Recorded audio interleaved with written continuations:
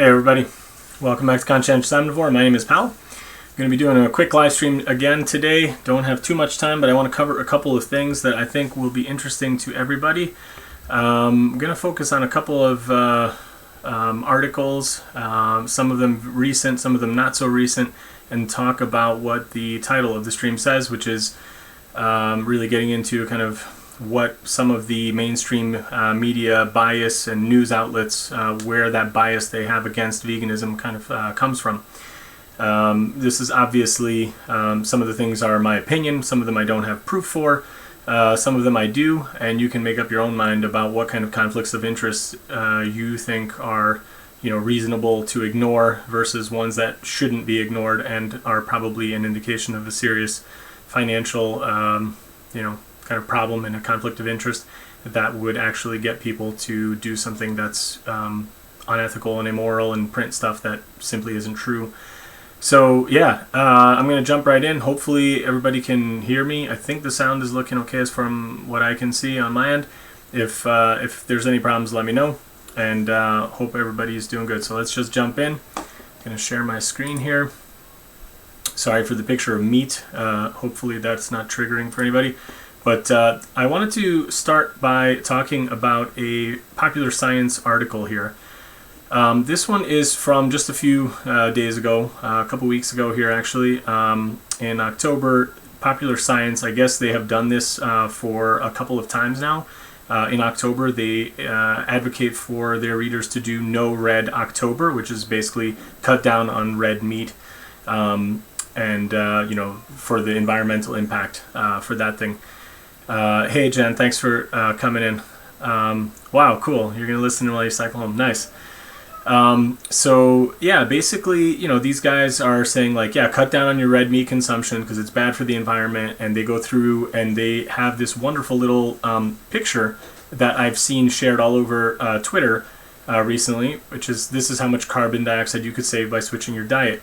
And they show that, for No Red October, you can be, it says kilograms of carbon dioxide saved per year per person. Okay, so you could save 42 kilograms of carbon dioxide by doing No Red October. If you do a meatless day, I'm assuming this is probably, I think it was once a week, then you could save 71. So, they're basically just showing you this. I'm going to play the little pictogram here so you guys can see it because it's pretty interesting. Let me just scroll up a tiny bit here. Then they show low red meat, meaning like you just hardly ever eat red meat or just other kinds of meat. If you do no dairy, you can save 390. If you go to lacto-ovo vegetarian, you can do 497, 814 for pescatarian. You could do no red meat at all for 833, or you could do 2/3 vegan for 950, or you could go low food chain for 1,383, or you can go fully vegan for 1,425. So it's like, you can do, I should have just paused it there at the end. Hold on. Let me see if I can skip this to the end so you can see all of them. There it is. So you can do kind of like these, no red meat October. You could do a meatless day once a week. You could do low red meat in general. You could do no dairy. But you can just see a staggering increase in the reduction of carbon dioxide per person per year that you can save as a vegan. So it's like, at face value, this article seemed great, and they, are encouraging people to try it and blah, blah, blah. And they're doing this nice, like, kitty gloves on kind of thing where they're like, look, even if you just reduce, it's still good. And, this whole, like, flexitarian, reducitarian movement and all this stuff. Of course, they make no mention of the ethics, no mention of the, of the ethical, moral kind of implications of killing and eating animals, especially when we don't need to. But at least they're addressing the environmental impact, and they're telling you like anything you do is better than nothing, and you can certainly do a lot the closer you get to vegan. But where I take issue with this article, and the part that I really didn't like, is that they then start kind of getting into these like wishy-washy kinds of things and saying, what was it? Of course, not everyone has the desire or the means to eat a completely plant-based diet. I've covered this before in other videos. I think it was in my excuses about going vegan video. I actually showed studies that have come out that demonstrate you could save lots of money by eating vegan. So some of the cheapest foods available to us are vegan by default. grains, beans, lentils, other, pulses, stuff like that. I mean, fresh fruit and veg is usually cheaper than meat and dairy. Yes, I know people do live in food deserts, but you have to honestly ask yourself, A, are you one of those people? And if not, then why don't you change? I'm not telling the poor person living off of food stamps that they have to go vegan. I'm telling somebody who's got the time to watch YouTube videos that they should, if you are not in that category. And even I know from experience, from talking to people, that some people on food stamps or in very, very dire situations are actually eating vegan despite their poverty. So it's certainly possible, especially if you look at like rice and beans. I mean, those are some of the cheapest foods you can buy. You buy them in bulk, they last forever, they don't go bad, you keep them in your pantry, you can cook them with water. I mean, those are some of the most staple foods throughout the world in poverty-stricken areas. And I'm not saying that's the only thing you should eat, but I am saying that yes, this claim that people can't go plant-based is really kind of a stretch of the truth at the very best, and at worst, I think it's just intentionally misleading. And it's also a little, pat on the conscience of people to say like, no, it's okay, if you don't really make a big change, but at least do something. So it's like, okay, that's good, but I think it's just, I don't like the wording of it. And then the part that really kind of like blew out my fuse was this part where it says, and it's not the healthiest choice for everyone. And I was like, okay, what could they possibly say about a plant-based diet not being good? Now again, can you be unhealthy as a vegan? Absolutely. I've covered this many times before in many videos. You can eat potato chips and beer and sit on your couch all day and weigh 500 pounds and be super unhealthy and be vegan. Okay, yes, that's certainly possible, but is it likely? Incredibly not likely.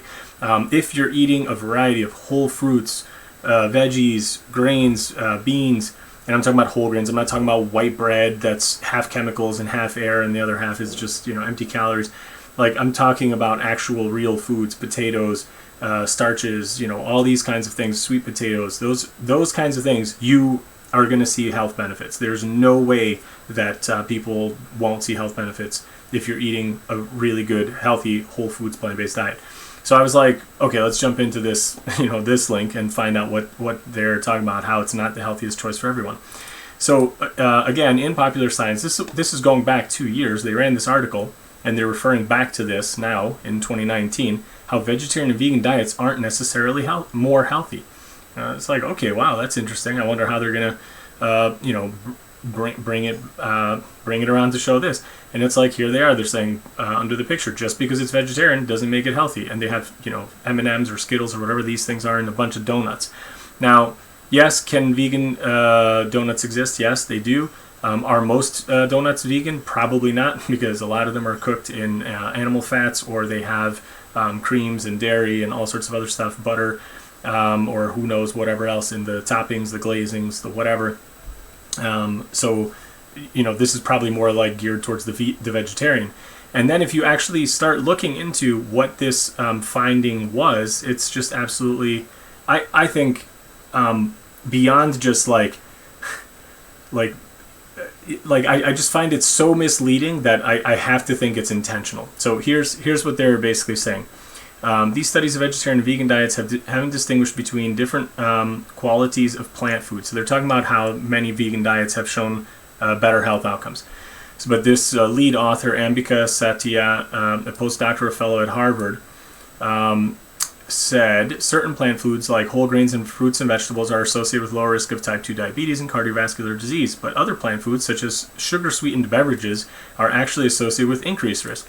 Now, this is the first time in my life that I've ever heard somebody refer to a sugar-sweetened beverage. So I'm thinking a soda, like a cola, a Coke, a Pepsi, whatever, referred to as a plant food. I wouldn't even call it a food because it's a drink, first of all. And second of all, like anything that's a drink that's not water is probably not going to be that good for you. I mean, maybe some teas are, have health benefits because of antioxidants or whatever, but I certainly wouldn't refer to it as a plant food.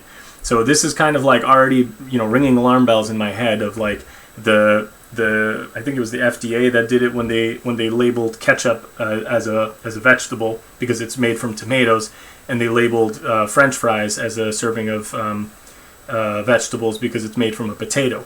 Like, pretty bad. But anyway, so Satya and her fellow researchers came to this conclusion using longitudinal data from the Nurses' Health Study, which included 73,000 women, the Nurses' Health Study 2, which included 92,329 women, and the Health Professionals Follow-Up Study, which included 43,529 men. 259 men. So anyway, these studies work in part by asking participants every 2 or 4 years what they eat and how much. Subjects whose caloric intake was judged implausible, either way too low or way too high, were left out of the analysis, as were participants who already had diabetes or cardiovascular disease when they started the study. Using this data, the researchers created 3 groups of participants. Here's where it gets really interesting. The first, the overall plant diet index, contained randomly selected individuals who adhered to a plant-based diet. So I'm thinking, okay, cool. Like, let's see what they're eating. Defined for the sake of the study as including under 6 servings of meat and other animal products each day, not per week, per day. And if you ate less than 6 servings of meat and other animal products a day, you are in the plant group. Let that sink in. I'm going to read that again. Defined for the sake of the study as including under 6 servings of meat and other animal products each day. So if you think about it, like, what do people mostly eat? Most people eat like 3 main meals a day, and then they have snacks in between. Most people usually aren't having snacks that are like steak or like, chicken wings or something.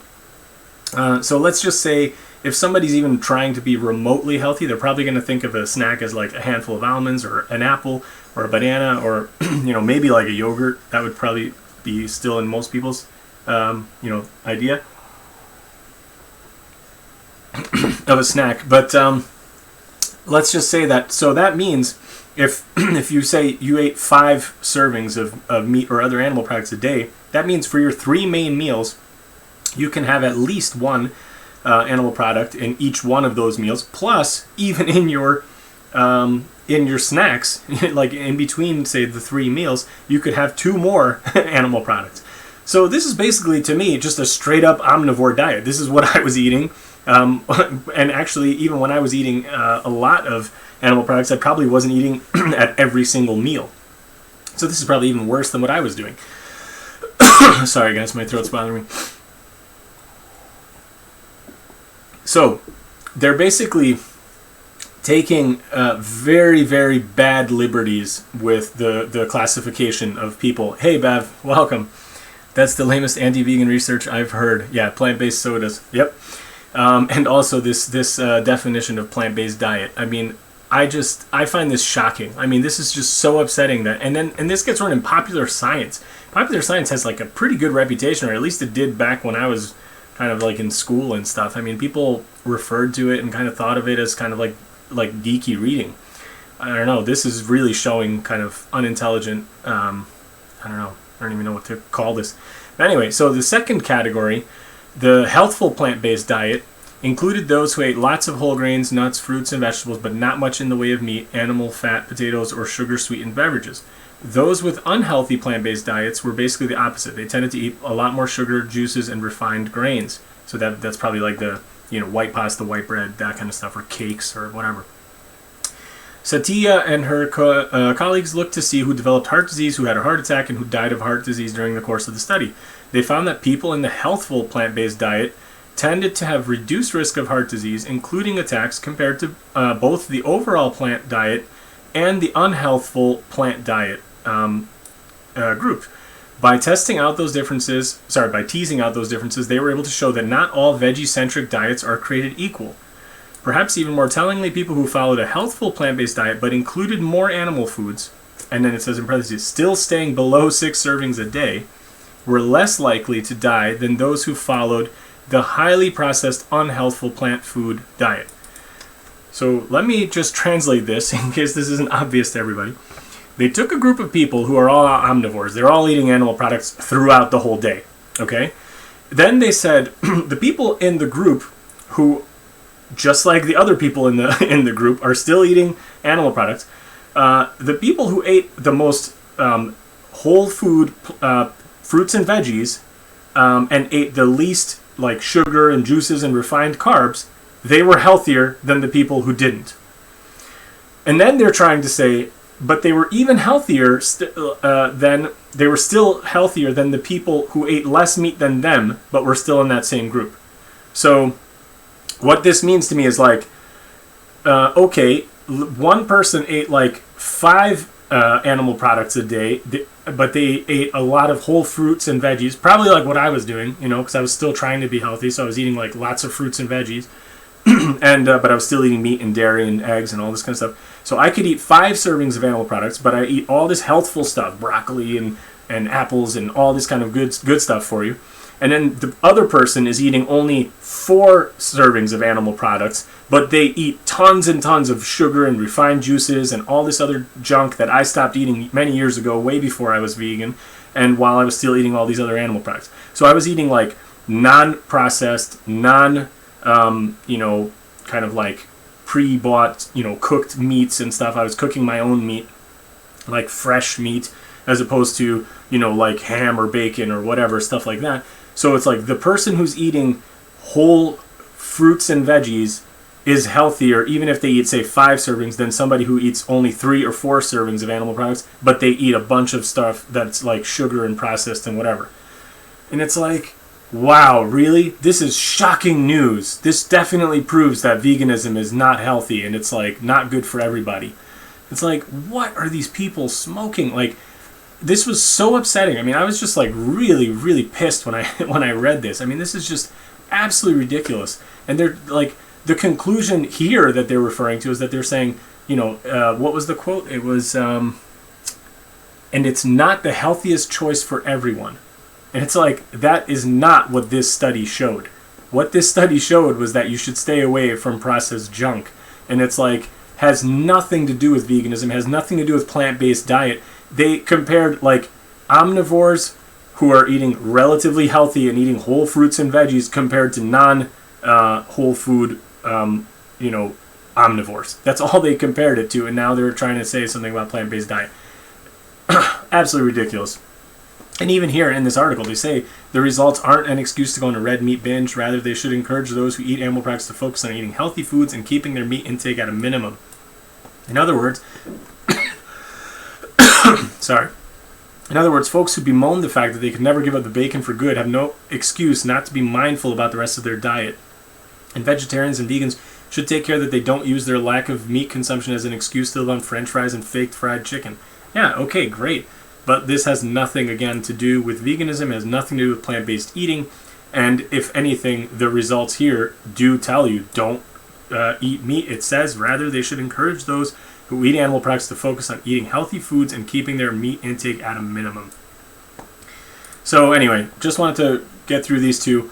And then I want to talk about something else. Bev says, I believe cocaine is vegan. Yeah, it probably is. And it probably helps you lose a lot of weight too, right? So it's like, this is the classic keto, carnivore, community nonsense where they will tell you, like, look how much weight, this guy lost and the Meat Heals website and all this kind of stuff. And it's like, yeah, you can lose a lot of weight being in ketosis. I did it too, back when I was an idiot. And didn't know a thing about nutrition. And like, yeah, you could lose a lot of weight by eating only, foods that start with the letter P. But like, it's a restriction diet. You feel miserable. It's terrible for you long term, and you don't stay on it because it's not healthy and you don't feel good. So anyway, next thing I want to talk about is kind of, again, going back to this main thing, the main topic, which is just how and why these media sources, news sites, magazines, and things like this publish these things. Because I think really, like, if anything, you would think the intelligence. Bev is right. Chemo is great for weight loss. Yeah, it's very sad. I mean, I've lost people to cancer, and it's absolutely a great weight loss method. So why are these people printing things like this? You would think they would have some smart people working at Popular Science. You would think that they would be able to look at a study like this and just laugh and print a thing, deriding it and saying, like, these people are morons. Like, how could anybody be so stupid as to read this and think that this is, like, has anything to do with plant-based eating? And, you know, I want to just refer here to the video that Earthling Ed did. If anybody hasn't seen it, in the UK, Tesco has put out an ad where this guy's cooking in the kitchen, and he basically is talking to the camera, and he says, hey, you know, a couple days ago my daughter came home from school and tells me I don't want to eat animals anymore. And then he's like, oh man, I love my bacon, or whatever he says, I don't know, steak or whatever. But he's like, I love my daughter even more, so now I'm learning, you know, all these plant-based recipes, and they have all these great, like, you know, veggie options and blah, blah, blah. Now we make our favorite recipe, whatever the heck it is, I don't know. And instead of, you know, putting in the whatever it is, chorizo, or I don't know, whatever sausage, I put in this plant-based whatever, blah, blah, blah. And then, you know, the ad ends with him eating with his daughter, and they're cooking together, and it's like, he's like, it tastes just as good, and you won't even notice the difference, and blah, blah, blah. Perfect ad. Awesome. You know, in today's day and age where we have the environmental destruction, the ethical concerns, factory farming, all this kind of stuff, it's like, this is perfect. But what do farmers do? They lose their minds over it. If anybody hasn't seen it, go watch the Earthling Ed video. He covers it point by point, detail by detail. These farmers are just, you know, they're like, oh my goodness, you know, these people are demonizing meat and whatever, and they take offense to the fact that the little girl doesn't want to eat animals, even though it doesn't even say why she doesn't want to eat animals. You know, people can make up their own minds about it. Obviously, like, I think it's people's guilty consciences that they know why the little girl doesn't want to eat animals. It's for the same reason that no kid would ever want to eat animals if they actually saw what people did to the animals. I got into a whole Twitter battle with people recently about this because they were like, oh, you know, vegans cry foul every time, you know, somebody doesn't tell their kid about where the animal comes from and where the meat on their plate comes from, because they're saying they're hiding the truth. But then if you tell them the truth, then you're indoctrinating them and whatever. And it's like, they don't seem to understand what those words even mean. And I think it's willful ignorance, and like, people just don't want to actually talk about you know, what it is that they say to their kids.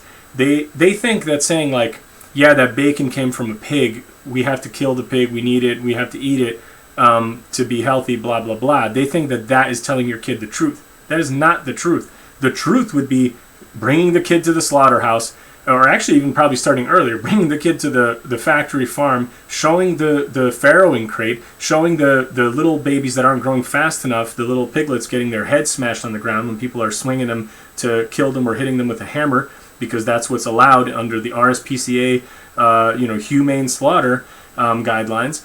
And start from there, then show the pigs growing in like absolutely horrible conditions, no sunlight, no fresh air, no, like, you know, running around in the fields, living in their own waste for, you know, 5-6 months when they get slaughtered, and then bringing them to the slaughterhouse and then showing them all that horrific, gruesome stuff. That would be telling them the truth. And I guarantee you, no kid who hasn't been conditioned already would see that and think, oh wow, yeah, that's great, I'm going to eat that.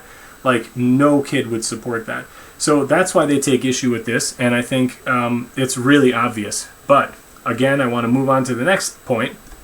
If anybody hasn't seen it, go check out Happy Healthy Vegans video, Men's Health Debunks the Game Changers. Check it out. And I left Ryan a comment. I don't know if he's seen it, and I told him I'd probably do a video about this, and here's the video. A long time ago, so basically, if anybody hasn't seen the video, just in a nutshell, Men's Health is a men's health magazine. The title of the magazine is called Men's Health, and they usually deal with like workouts and food and recipes and all this kind of stuff, telling people how to be healthy. And Ryan basically, you know, debunks the debunking of Game Changers that they did. They're basically trying to downplay the risks associated with meat eating. They're trying to downplay the health benefits of the vegan diet, and they're trying to basically just call into question the entire motive of the movie, and just basically, you know, doing the Joe Rogan thing of like, it's just vegan propaganda, you can ignore it, it's totally fine.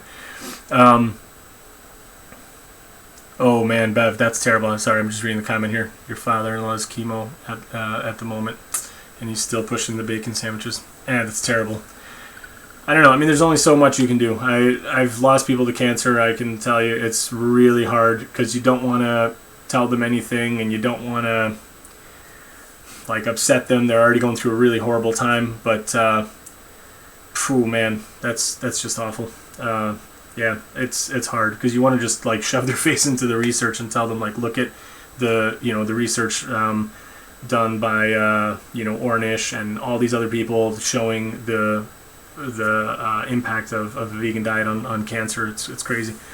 Be vegan now. Hey, thanks for joining. Are you vegan or are you an omnivore? I am a vegan. I've been vegan for over 4 years now, and I call the channel Conscientious Omnivore because I kind of think of it as a just because we are omnivores doesn't mean we have to eat. We're not obligate carnivores. We can choose what we eat, and I can be conscientious, and that's why I'm saying that I'm a conscientious omnivore. I don't eat things that are non-vegan because I choose not to, and I choose to have compassion for other beings. So that's why I am a vegan. Put facts over feelings. Yay. Okay, so what did Ryan do? He basically debunked the debunking, and I think it's great. Go watch out the video, and then what I want to talk about is what I left him as a comment many years ago. I don't remember how many years ago this came out. This came out in 2016. There is a fantastic channel. I don't think they're really doing new videos anymore, but if anybody's not subscribed, go subscribe to Banana TV. They put out a 2-part series, Cosmopolitan Exposed, What Vegan Gains and Happy Healthy Vegan Didn't Tell You About Cosmopolitan's article 6 Ways Being a Vegetarian Could Seriously Mess You Up. So this was, again, 3 years ago. They came out with this ridiculous article in Cosmopolitan, basically bashing a vegan diet and telling... bashing specifically a vegetarian diet and by that extension a vegan diet. Hey Leon, thanks for joining. And they brought up these ridiculous reasons, and at that time I think many of the vegan channels put out response videos to that article and just slammed them and totally destroyed them because they were completely illogical and not based on any kind of science or evidence. It was just opinion and stupid things. So, but that's fine and good. But these guys, Banana TV, I think it's done by 2 ladies, they made an awesome video response to the whole thing. And what they did is they took a different approach. They didn't just say, like, look, these guys are dummies. They said this, and this, and here's why it's not true, and here's the science. What they did is they went a step further, and they said, why are they printing this kind of stuff to begin with? And then what they did was they showed the financial incentive and the conflict of interest that these magazines have. And what they did was they went through who owns Cosmopolitan magazine. They're owned by the Hearst Publishing company. And then they also went into what other things the Hearst company owns. They own a beef cattle ranch. They own a whole bunch of other kind of businesses that all benefit from animal agriculture. These companies are trying to protect their financial interests. That's the main point of this video. And for anybody who's going to be watching this as a replay, thank you for sticking with me if you got this far. These companies do these kind of stories and these kind of news coverage because they're protecting their financial interests. They're either doing it to protect their direct financial interests, as in like in the case of the Hearst company, like they own cattle and they want to sell that meat. They want to kill those animals, those steers, and they want to sell their meat and profit from that. Or in the case of Popular Science, I looked, they're not owned by the Hearst Corporation. I haven't looked deeply into who owns them. They are owned by some Swiss company, and it's a family business. I don't know, all those people that are listed on the site that I was looking at, like maybe they have some kind of holdings in other animal agriculture. It wouldn't surprise me, and I'm not implying that they do. All I'm saying is that if you look at their other magazines that they own, they are definitely going to be beholden to certain types of advertising, revenue, and things like that. And I'm sure that they do not want to lose that kind of revenue, so they probably give some direction as to what kind of articles can get printed and shown in their magazine.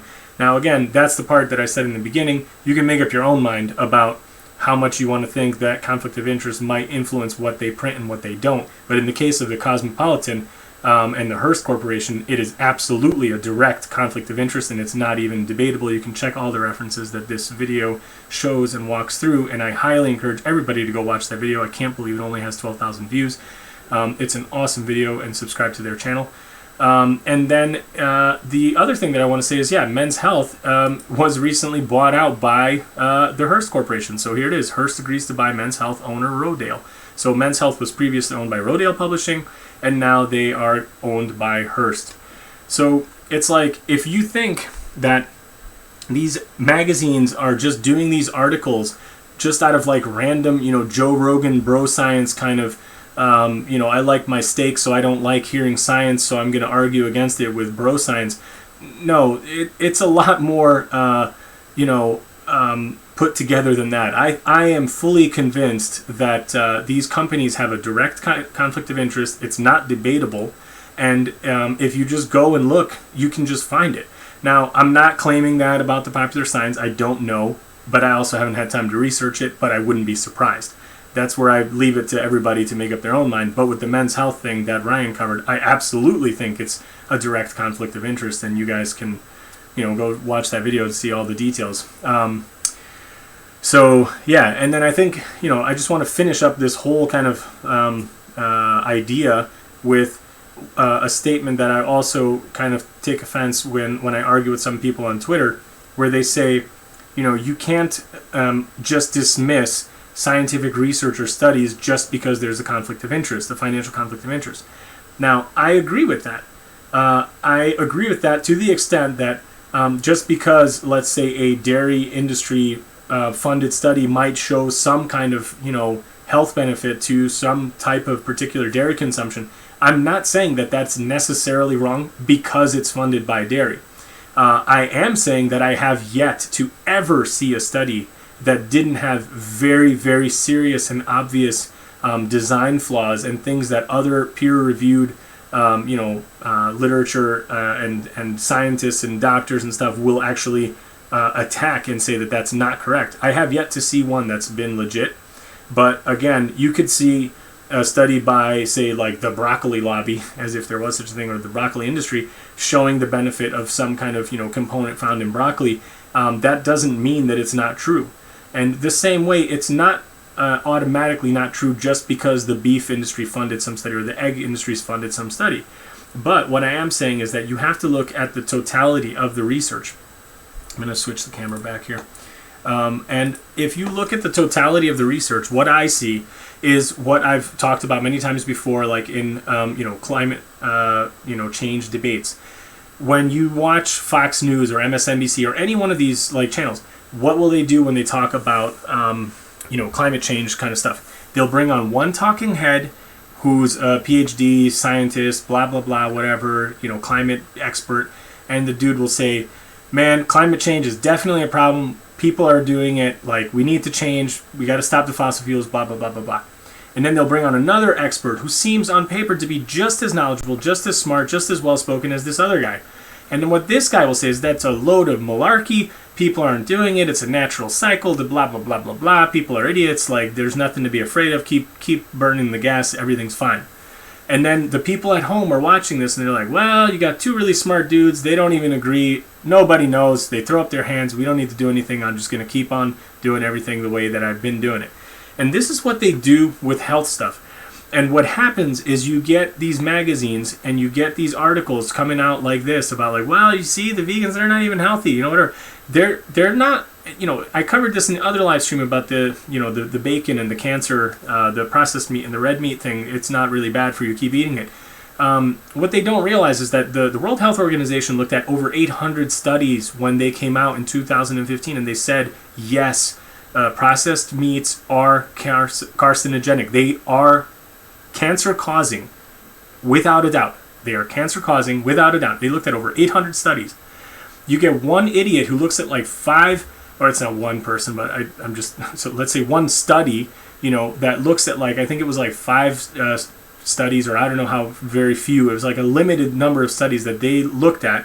They used methods that were attacked by other like science and medical professional nutrition people who said it was inaccurate. They shouldn't have done it the way they did it. They purposely distorted the data, etc., etc. But anyway, this one study says, nope, it's fine. Keep eating it. It's not an actual health risk. They're doing the same thing. There's 800 guys over here, 800 studies that the World Health Organization is looking at and saying like, yes, it's carcinogenic. You got these guys looking at like 5 or whatever it was, some small number, but definitely not 800.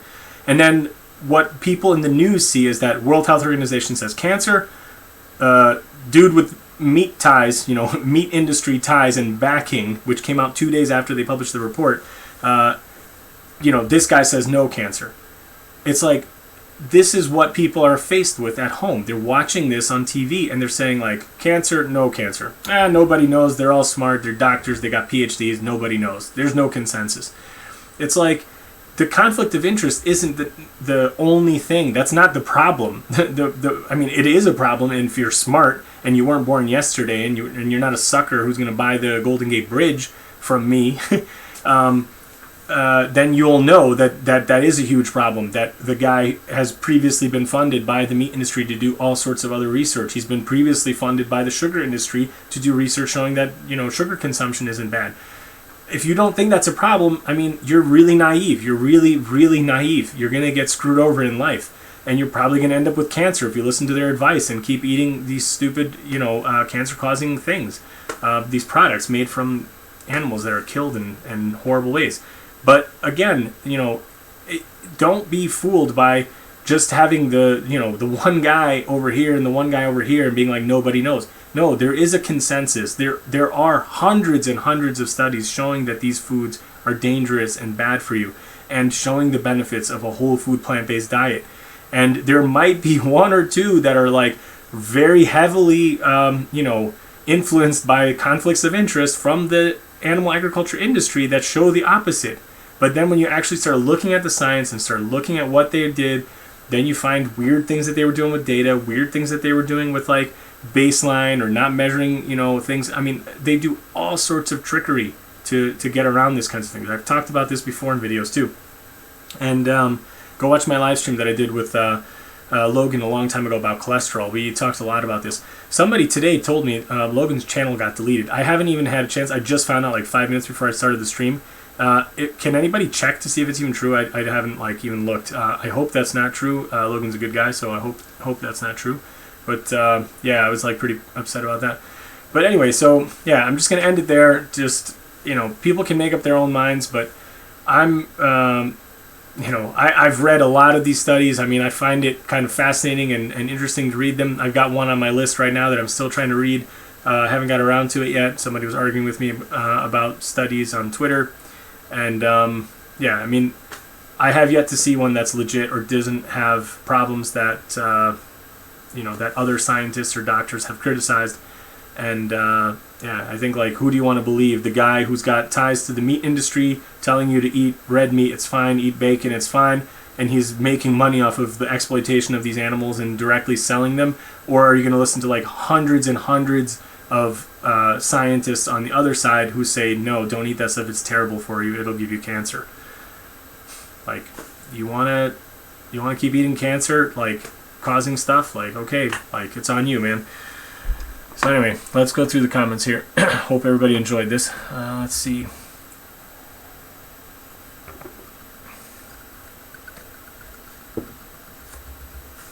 Hey, Jutaru. Welcome. Hope I didn't pronounce your name too badly.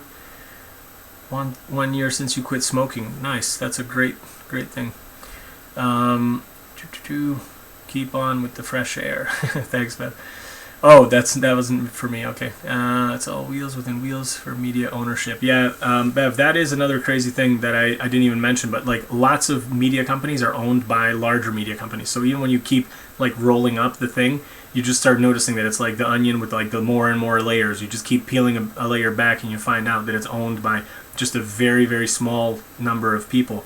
Newspapers, same thing. You got what's his name, Rupert Murdoch. You got all these people previously there was the Time Warner deal. The AOL Time Warner deal. I mean, these companies just keep buying up smaller companies, and then you just keep getting bigger and bigger, all under the same umbrella.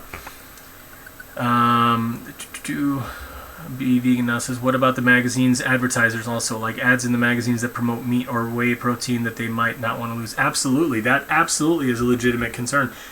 These guys are making money off of selling those products. And even somebody like Joe Rogan, the guy has a supplement business, I think, doesn't he? I mean, I don't know if he does, so don't quote me on that, but I think I heard that somewhere, but I haven't had time to look into it. But a lot of these places do that. A lot of these chiropractic doctors who have blogs telling you about the dangers of a vegan diet and telling you to go carnivore, they're selling actual supplements on their website. They're making money from making the claims that they are making. So it's just absolutely ridiculous. And they're not going to want to lose that. Same thing with like advertising on TV. You know, channels like CNN or Fox or MSN or whatever. These guys make millions and millions of dollars from the advertising on their channels. They're not going to want to say something that really, you know, pisses off their revenue source. Same thing with Tesco. They made this ad, and they're getting pressured by the farmers associations and the animal agriculture industry to change their ad. And I think the last thing I saw was that they are going to change it, and they're going to change the word animal to meat. I think that's going to be like a compromise. So the ad is going to be changed from "my daughter doesn't want to eat meat," animals, to "my daughter doesn't want to eat meat anymore." It's just ridiculous. It's like they think people are so stupid, but in a way they are, that they don't think that like people know that the word meat came from an animal. It's like unbelievable. Bev, I used to be a very local newspaper editor way back when. Owners were very much in control of their content. Yeah, absolutely, I believe that. BV, it's all and only about the advertisers for most mags. That's where the money comes in, not the cover price. That's right, and also not from the subscriptions. Like in the case of magazines, they're basically, the subscriber base is only important to show to the ad sources. Like, look, I've got readership of whatever 100,000 million, whatever you know, readership. That's the only thing that really matters for. That's why you can often get really good deals where you get magazines for like, you know, $1 or $2 per month or something. I mean, they're not that wouldn't even probably cover the cost of printing the damn thing and shipping it. So that's not why they're doing it. They're doing it because they can sell you the ads. Controversy breeds comment. Adds to readership and profile, up stock and advertising revenue. That's right. Leon said, oh, he had a live stream a few hours ago. Okay, cool. Logan's channel is still there. Just last live stream been made private. Okay, cool. That's good. Maybe that comment was just jumping the gun or something. I don't know. Oh no, Leon says, damn, it seems to be gone now. YouTube says Logan's channel is not available. I wonder what happened. He has a few backup channels. Yeah, he does have a few backup channels. I don't know. I'll have to get in touch with him. I'll send him a message after this, see if he's doing okay. He's on Twitter as well, so if anybody wants to get in touch with him directly, I'll see if I can find out what's going on. I don't know, Leon. I just got a comment on one of my videos asking if I knew what happened to Logan's channel, but I don't. So I'll check it out if I can find out. So anyway, guys, I really got to get going. That's all I have time for today. I hope you guys found this interesting, and you know, please share this. Get it to the attention of bigger channels like you know, like Ryan from Happy Healthy Vegan or other stuff. I left him a comment. I'll probably update the comment with this live stream link after. But I think, you know, more channels need to talk about this stuff. Again, it's not the you know, it's not the main argument against this poor science, you know, fighting against the vegan you know, diet or healthful whole food plant-based diet. But I think it is something that people should look at with a serious concern for, you know, what that means. Like, what are the ethical implications that you have magazines and media sources and, you know, online articles that have a direct and clear financial conflict of interest, and they are not disclosing that, they're not saying this, and people are just walking, you know, like little lemmings, you know, after it, and just thinking that it's fine to do this stuff. So please do share it. And then the last thing I'll say is thanks so much to everybody's support and new subscribers and everything. I'm super excited. I've reached over 1,000 subscribers now. I'm beyond floored. I can't believe it. It's awesome. It's been a little over 2 years, I think, since I started the channel. And you know, I kind of had it in my mind, like yeah, like I'll at some point like reach that milestone, but it like all came together just a couple days ago here, and I'm really excited. So I'm gonna try to do a special kind of like Q&A and just chat and hang out kind of live stream. If anybody wants to have me answer questions or send me stuff, maybe just comment in this video of like what you want me to cover in the Q&A, and then I'll try to prepare or do something like for that like thing. And so I can't even say when I'll do it because I've been so busy the last few days, but I'll try to do it really soon, like maybe in the next day or two.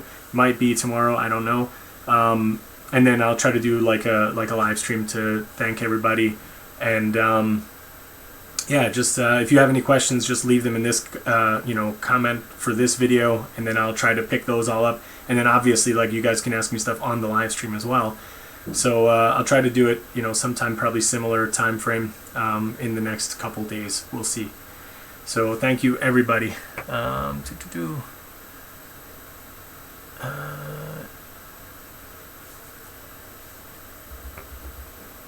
Okay, Bev says she realized that looked for Logan Blake, 37 subs. It's his content. Wow, I really do wonder what happened. Yeah. So anyway, thanks everybody, guys. I gotta go. I'll see you sometime really soon, and thank you all. And yeah, I'll be on for like a Q&A live stream sometime soon. All right. Bye.